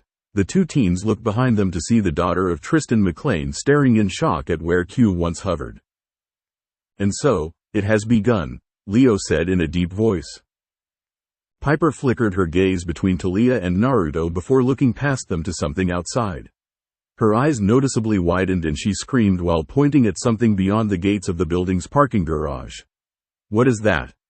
Pipes indeed, Annabeth surmised, getting pushed by the blushing child of love. Helios had vanished. Naruto and Taliah turned around once again to see a giant winged serpent staring at them. A long tongue, possibly 3 feet in length, flicked out while two snake-like eyes narrowed on them. The couple turned and shared a look of disbelief before Naruto turned to Piper. Oh, he is going to be dropping major bombage on her mist-clouded head, said Hermes, who grinned impishly at the thought. I'll answer your questions after you answer mine. What are you doing down here, Piper? Inquired the blonde teenager while his girlfriend reached into her jacket pocket and pulled out her canister of mace. To silence her, the mechanic said in a low whisper. Leo, dude, morbid, Nico said. He nodded and grinned. Nice one. I try. Shut up, you morons, said Piper, her arms crossed as she huffed. Mr. Liar wanted to talk to my dad alone about a new movie idea. Something about ninjas, Piper stuttered out. Well, I did marry one. So why not? The god himself asked aloud. As she stared in horror at the creature waiting beyond the gate. Why is it just sitting there? What does it want? In order of your questions, Naruto began as he stepped in front of Piper and clenched his fists. That thing you saw was my pet fox. That thing out there is a drakon. Ethiopian by the wingspan. Good eye, the goddess of the hunt nodded. It can't come here because of my dad. You're welcome. And it most likely wants to eat either me or my tasty girlfriend. You know, I wonder if he means eatable tasty or... Aphrodite trailed off with a suggestive smile that made Taliah nearly pass out at the thought since her face was so red. He sent a glare to the girl that elbowed him in the side before looking behind him at the demi-goddess shaking like a leaf. Of course I would be, Piper muttered. She had every right to. He thought back to his prophecy and a smile crossed his face before chuckling with a grin. Looking forward he muttered, 3 Take the fire steed neither west nor east. You have been offered a spot on the quest, Piper. Do you accept this responsibility? Apollo asked her in a serious tone, getting eye rolls from everyone at his attempt at a joke. What? Piper and Taliah asked. Naruto looked at his girlfriend with a grin. Told ya I'd meet up with my quest mates in California, he said before looking at Piper. By the way, did I mention that the two of us are Greek demigods? Oh, and so are you. Casual, I like it, Percy smiled. Just go out and say it. Simple as that. Piper stared at him in shock while Taliah roughly punched her boyfriend in the arm. Upon getting hit, the blonde glared at her with a frown on his face. Would you stop doing that? I'm not invincible, you know.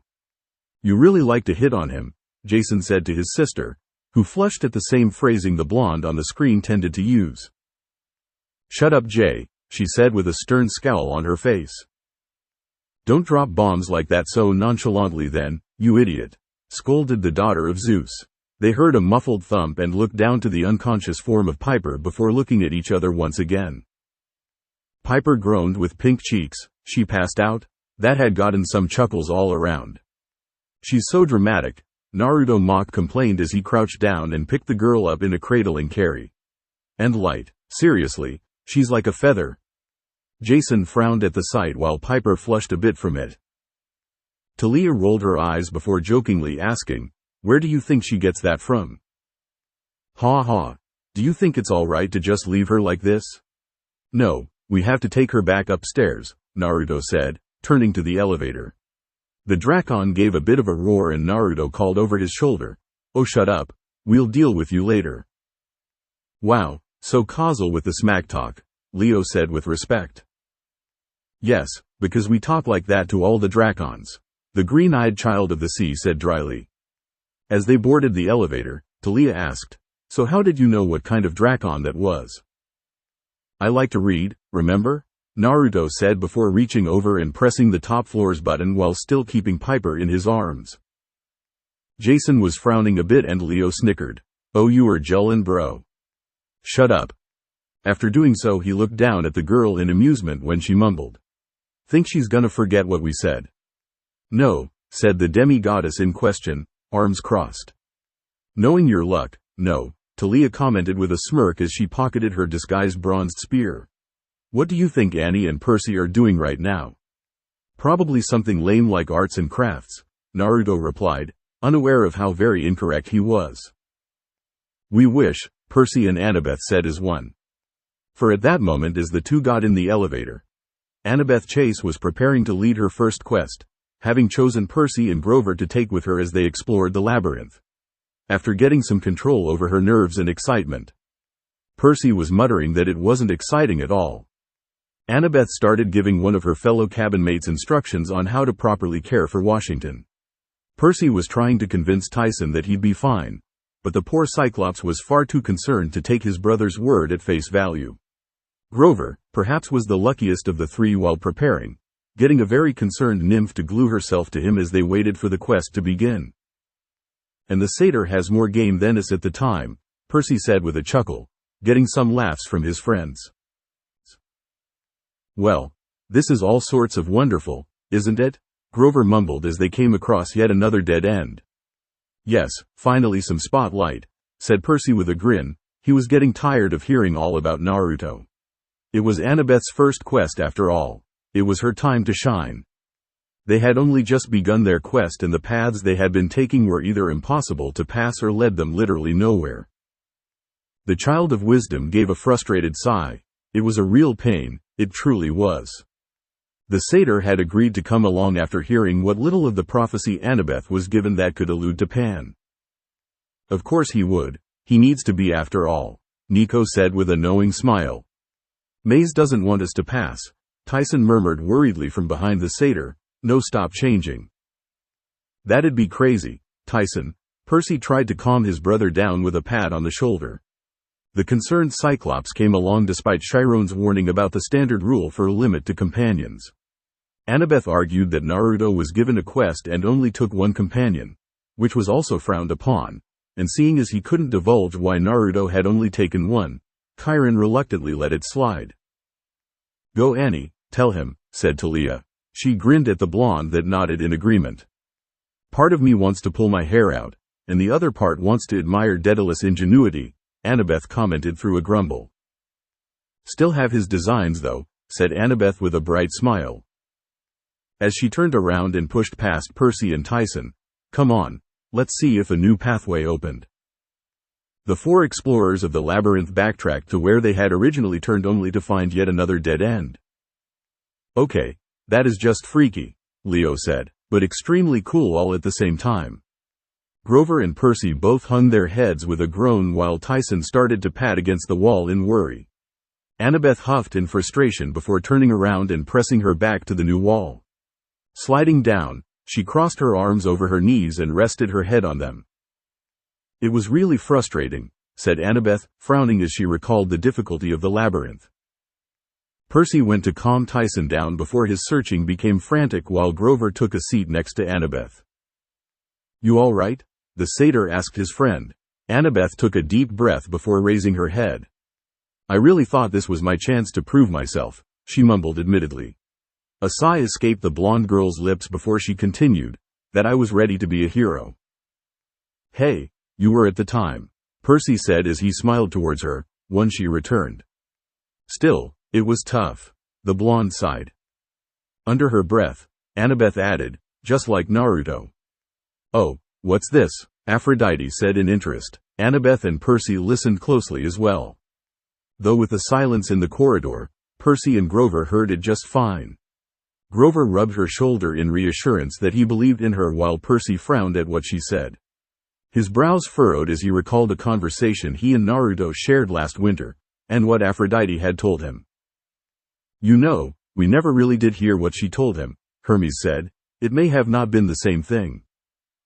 Percy gulped at that while Annabeth looked at him with half-lidded eyes, wanting to know now. However, that conversation with Aphrodite was not one he wanted to explain to his friends or brother for that matter, so he focused on what the older demigod had said to him.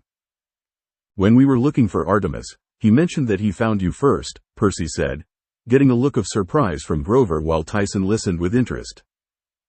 Oh, cool, we get to learn more about our group, Annabeth said in excitement, wanting to know what dynamic the blonde boy had played in the traveling group.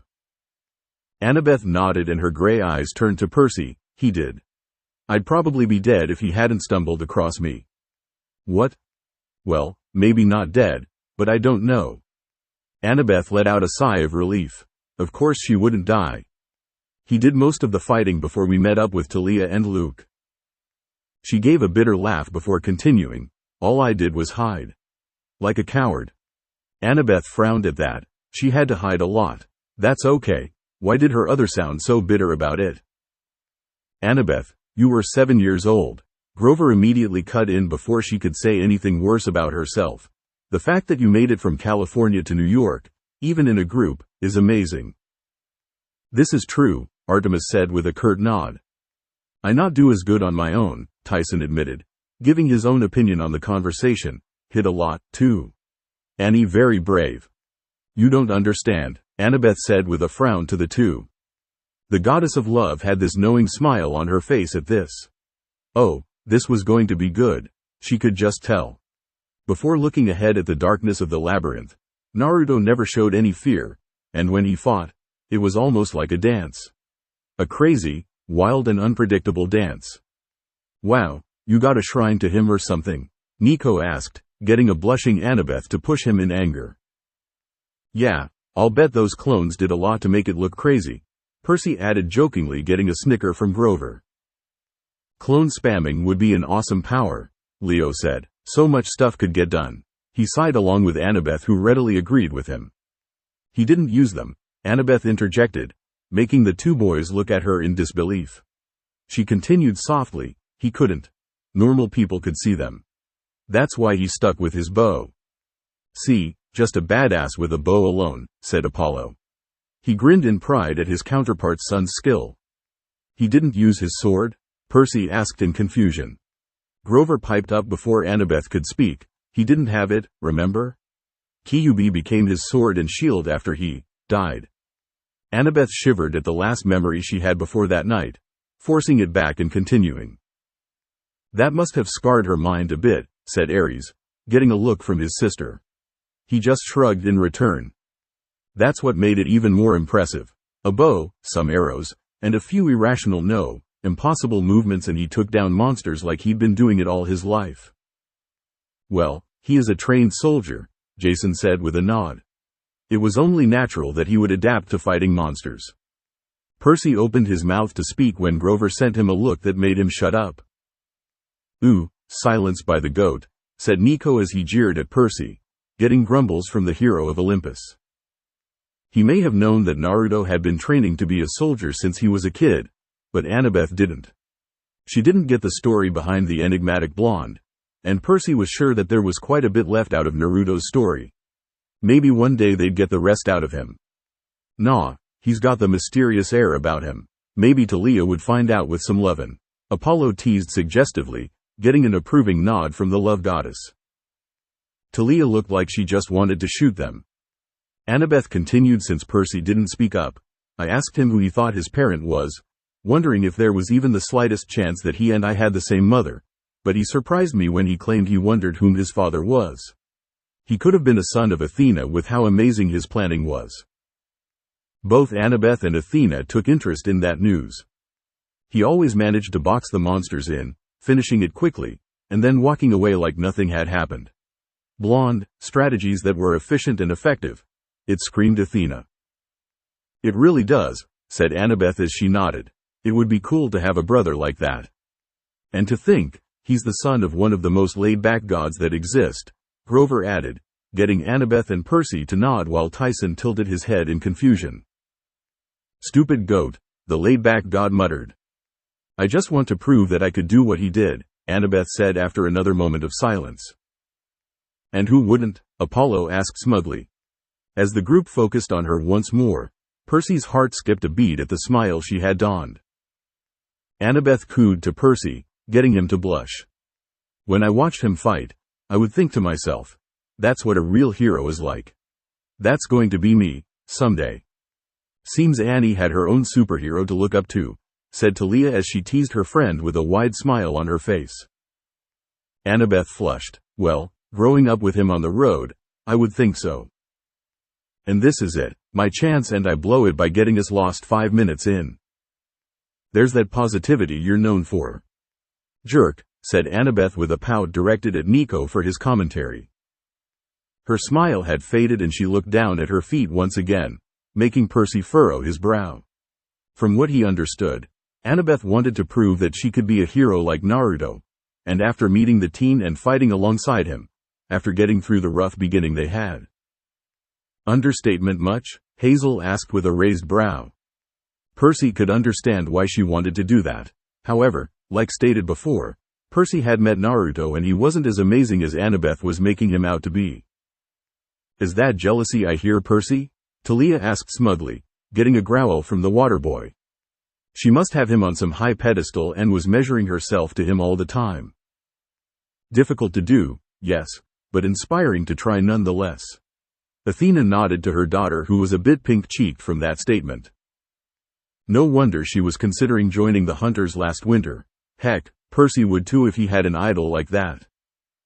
Well, he did train with me, so I can understand why, said Artemis with a smile directed at the child of wisdom, who had a sheepish look on her face. Another thought crossed his mind that made him gain a sinking feeling in his gut. What if Annabeth compared everyone with Naruto? Where did he rank? Would he even have a rank in comparison to the blonde demigod? Everyone turned to a sputtering Percy, who was shocked to hear that, and also to a blushing Annabeth. The couple turned to one another, unsure of what to say. Percy wasn't sure if he wanted to ask or not, but thankfully he was saved from making this choice when the wall started to shift once again.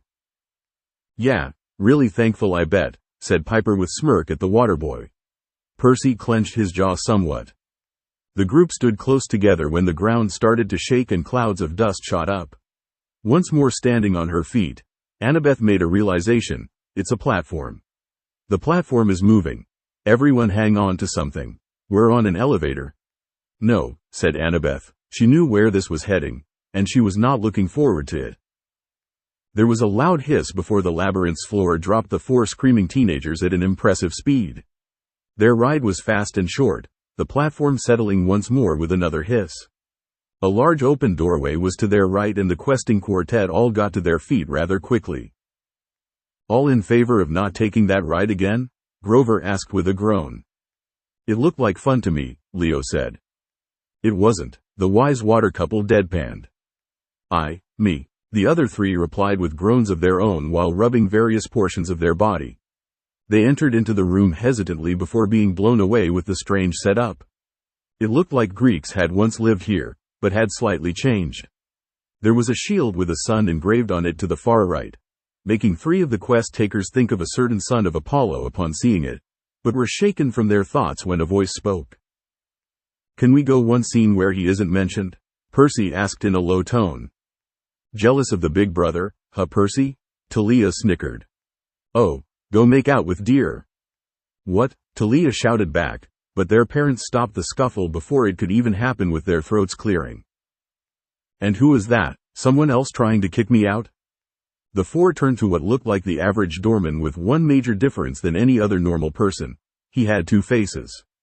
One faced left, the other right. The left was set in a smile while the right had a frown. Both had dark golden beards that connected with their equally golden hair. The black eyes of either face were turned in their direction when the face on the left spoke as the adjacent hand rose in a wave. Hello. Welcome to my humble abode. Well, if it ain't old Two-Face himself, said Ares with a sneer to the Roman.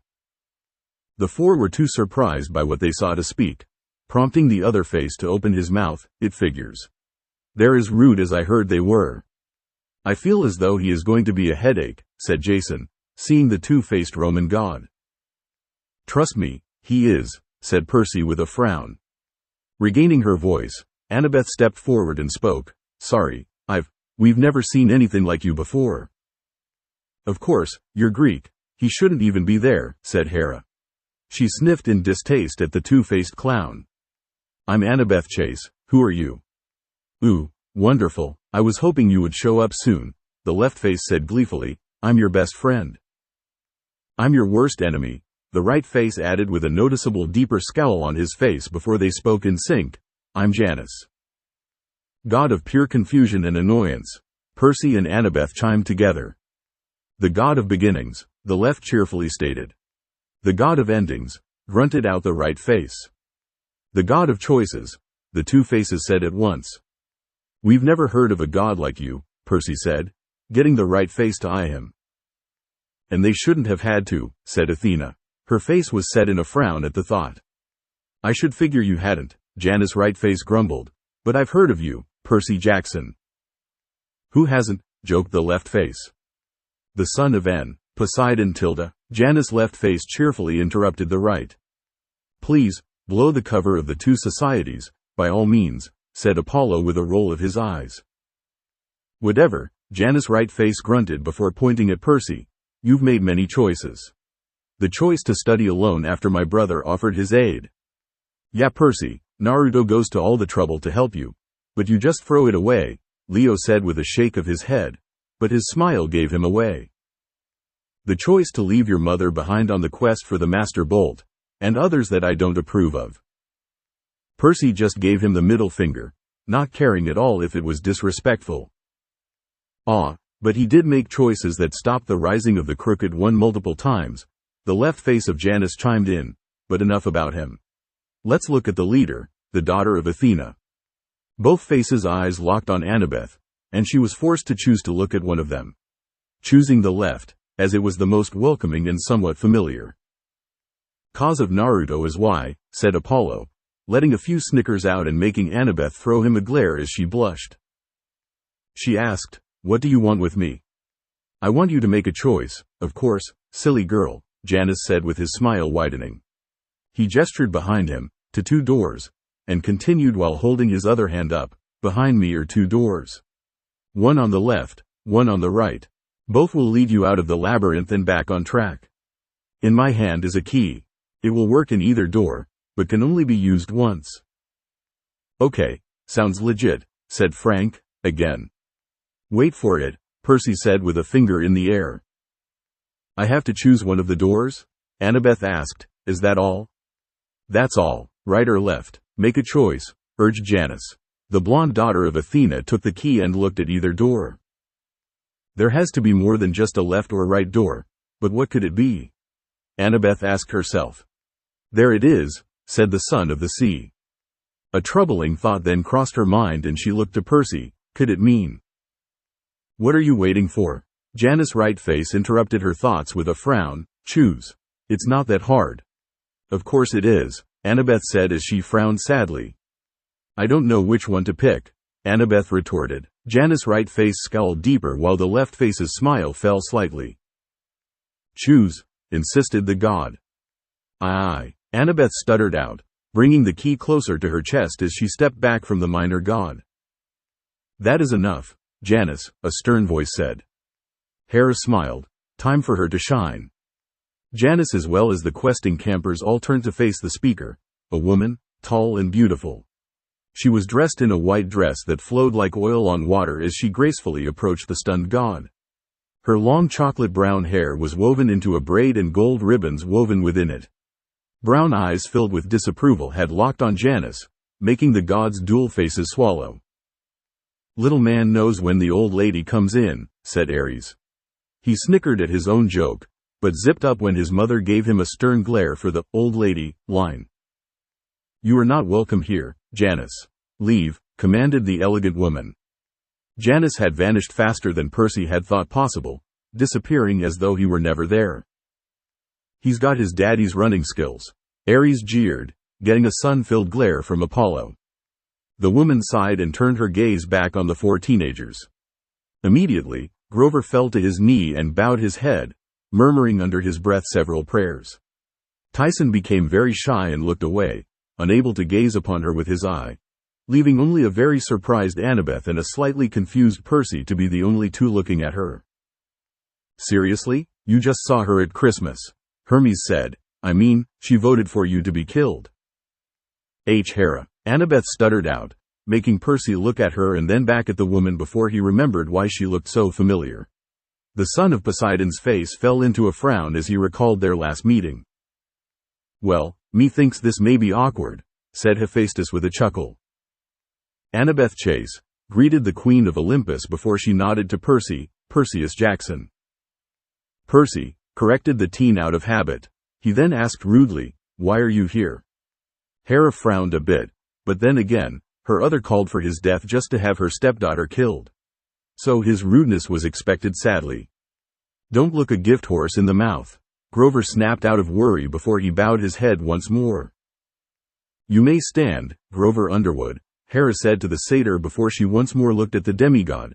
"I am here to help you, Percy Jackson. Is that good enough a reason?" "Forgive me if I don't believe you," Percy deadpanned. "You wanted me dead last time I saw you." "There's that awkward moment," the Smith god said with a rough laugh. Hera frowned. "Not you particularly, but the other one could have been killed." "Oh, how kind of you," Talia spat out with sarcasm lacing her words. "It was nothing personal." "Bullshit," Poseidon said to his sister. Hera simmered a bit to her brother's comment. "Seemed pretty personal to me," mumbled the teen. "See?" the sea god pointed out further, getting an annoyed look from his sister. But before anything could come of it, Annabeth spoke up. "Why are you helping us?" "Maybe I just feel like it. Maybe I have something to gain from it. Or maybe," the Queen of Olympus continued with a small smile, "I wanted to see you succeed, Annabeth Chase." No, she didn't. Annabeth thought sourly at what the goddess really wanted, with much distaste. While Hera was assisting the questing quartet through the labyrinth, Naruto was preparing an arrow. After they had gone back upstairs, Tristan agreed that it was all right for Piper to join them, on their way to the summer camp. "Man, where's my entrance?" Leo asked. He pouted. "Seriously, how long was it going to be until he's in the story?" "Be patient, Leo, you'll come in." "How? I don't know. But I'm sure you will soon," said Jason with a thinking look on his face. "Easy for you to say. You'll get some cool entrance, I bet." The son of the smith pouted further. Apparently, Lyre had told him that's where they were heading and Tristan wanted his daughter to make more friends. "Yeah, a nice tall blonde friend," Leo said suggestively, getting a blushing Piper and Jason. "Perhaps nipping her shoplifting in the bud before anything worse could happen." "Not my fault," said Movie Star's daughter shouted in a whiny tone. So, confused and concerned, Naruto and Talia resumed their original destination, though Talia did ask what Tristan meant by a summer camp, only for Naruto to cut her off by promising to explain later. "It's always later with him," said Talia with a frown. "Well, it is a delicate situation," said Hestia, looking up briefly from the book to add her own 2 cents. "I swear to Rhea, Whiskers," Talia said after rejoining him near the gates of the parking garage, "she's going to flip out if she wakes up in our car." "Damn right I will," said Piper, assuring the statement with a solid nod. "With how she was asking questions before, not a chance," Naruto said with a chuckle, "and you said it yourself, with my luck she'll remember what I told her." "This is going to be interesting. I can feel it," Piper said with a shake of her head, also maybe a headache for her other. "Who knows?" The Drakon roared once more, making the couple look at it with frowns on their faces. Talia prepared her spear and shield once more while Naruto knocked his arrow. The arrowhead split into 2 prongs as soon as he released the string. It flew fast and true, striking the Drakon in the snout as it looked down at them. "Oh, nose shot," said Ares, a deep chuckle following his comment. "Ain't that cruel of him?" Roaring in pain, the flying serpent took to the skies and flew away, making the teens share a confused glance before looking back at the Drakon as it fled. "Pansy," said the war god. He frowned. "No fight? Boring." "That's not normal," Naruto said in a murmur as his brows furrowed in thought. "Why was it here if not to fight?" "Maybe it thought that we would just ignore it?" Talia suggested. Easy prey? Even dracons are not that foolish, Artemis said as she frowned, getting Talia to nod in agreement. No, disagreed the blonde. The crooked one knows our faces too well and drakes aren't stupid by any means. Artemis smiled. Good to see that her nephew noticed as well. His eyes suddenly widened and a hand went to his head with a loud smack. Groaning, he put his bow away and abruptly grabbed Talia's wrist before turning around back towards his car. Talia didn't have a chance to resist, running after him in order to avoid being dragged. Whiskers. What is it? I'm an idiot, that's what, Naruto said back to her before opening the passenger door and pushing Talia towards it. Get in. We have to catch that Drakon. LA chase scene? The sun god asked in excitement. Oh yeah, Hermes grinned with him. The daughter of Zeus scrambled in the car while Naruto abused his Hirishin to appear within it, pulling his seatbelt on while Talia shut her door. Before his girlfriend could ask what was going on, Naruto started the engine and peeled out of the parking spot, causing Talia to reach up and brace her hand against the roof of the car. Glaring at him, Talia warned, "You'd better not pull another stunt like you did earlier." "Now that is just setting him up for it," said Hermes. "I make no promises," Naruto said as his challenger sped out of the parking garage. His eyes narrowed as he relocated the flying serpent. Bingo. Wanna do me a favor? If you even say what I think you're going to say, I'm going to kill you, Talia spat. Wow Talia, just wow, Annabeth said. Jumping to conclusions much, in this kind of situation? Shut up, the hunter stammered quickly out, her cheeks pink. Roll down your window, he said, catching her off guard. See, the child of wisdom smiled in amusement, getting the hunter to grumble. Oh, right, Talia did as he requested, before looking back at her boyfriend with confusion on her face. Don't you have a button that does that? Hands at 10 and 2, Apollo recited. Didn't they change that? Annabeth asked, getting some looks. What? I studied for my permit. Needed a hand for this, Naruto said as he held his pad full of seals. Finding the one he wanted, he gave the pad to Talia and said, rip that out. Carefully. Ah, more of the seal art, said Athena with interest, wanting a more detailed explanation. Seriously, this book gave the bare basics and it did nothing to sat her curiosity. How am I supposed to be careful when you're driving like a maniac? The raven-haired girl asked him. His father's work sadly, Talia, Artemis teased lightly to both her hunter and brother. Getting no response, she huffed and grabbed the top of the page before slowly ripping it out of place. Once she finished, Talia closed the pad and offered her boyfriend the piece of paper. Now what? My kunai case is on your duffel side pocket, Naruto said as he made a hard right turn, earning himself a loud blare of a horn. Get one of them and wrap that around the handle. You do realize that having a window open isn't helpful, right? Talia asked. Impulse action happens to the best of us, Percy said in minor defense of the blonde on the screen. You mean Percy action mode? Annabeth asked slyly to him. That was uncalled for. Before turning around and reaching for her duffel bag, finding said pocket, Talia opened it and then swiveled her head around to glare at him. Why the hell are your knives with my underwear? Oh, I swear, Ares does that all the time, Aphrodite complained. Come on, babe, it happens, the war god countered weakly. I thought that was your pajama pocket, Naruto said before a grin crossed his face as he realized what that meant. Wait, you mean they actually made women boxers? That's sexy, and also very different than what you normally weow. Oh ho, the love goddess cheered. Second base so far? She asked Talia, getting a scathing glare in return. He was kicked in the shoulder before the comment could be finished. You show him, girl, Talia nodded sternly to her other. Talia had just grabbed a knife when Piper started to wake up. Her kaleidoscopic eyes blinked several times before she focused on a grumbling Talia and felt herself moving at a fast rate. Slowly sitting up, Piper looked outside to the blurs before looking forward, seeing the still grinning Naruto at the driver's seat. Her gaze went to the creature that was flying away from them and she said, it wasn't a dream. Red pill or blue pill? Leo asked, getting a huff from Piper. Oh, hey, you're up, Naruto said before looking at Talia as she settled back into her seat. Now when you wrap it, use the torn side first.